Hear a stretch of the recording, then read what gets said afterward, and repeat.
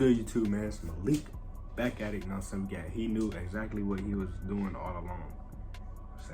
I guess just talking about Kyrie Irving, KD, and James Harden in the Nets. So make sure you hit that like button, subscribe, and let's get into it.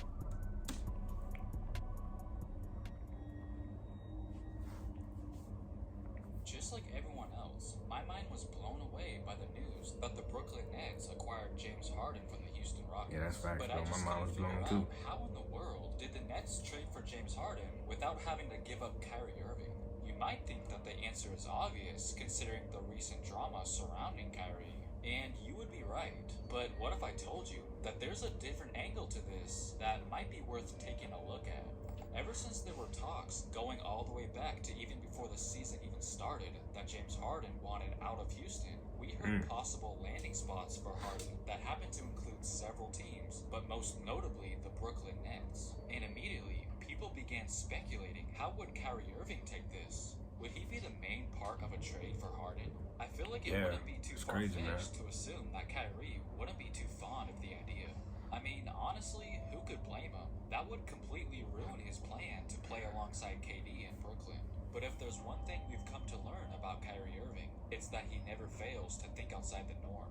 Just think about it. If the Nets really wanted to acquire Harden, there was absolutely no way in hell that Houston wouldn't have demanded Kyrie to be a part of the deal. Especially the way Kyrie started off the season completely dominating right out of the gate. He still is dominating, bro. Playing the best basketball of his career. But more and more, as the discussions between Brooklyn and Houston intensified, Kyrie started to see the writing on the wall that no matter how well he was playing, nothing was gonna get in the way of Brooklyn's pursuit of Harden. Even if that meant he would have to be sacrificed for the sake of a deal. But Kyrie wasn't about to let that happen.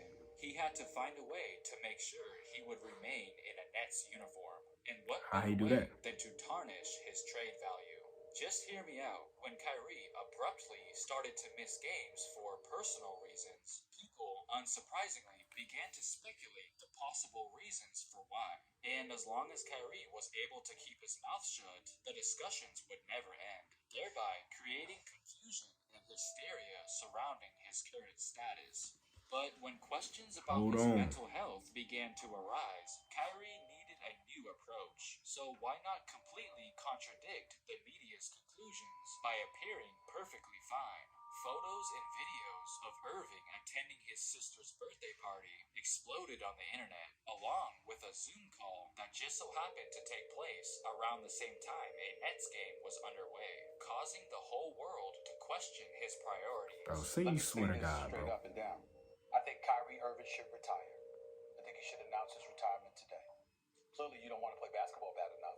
Kyrie Irving has not prioritized basketball. Man, after all that, why in the world would anyone take on the risk by trading for Kyrie Irving? See where I'm going with this?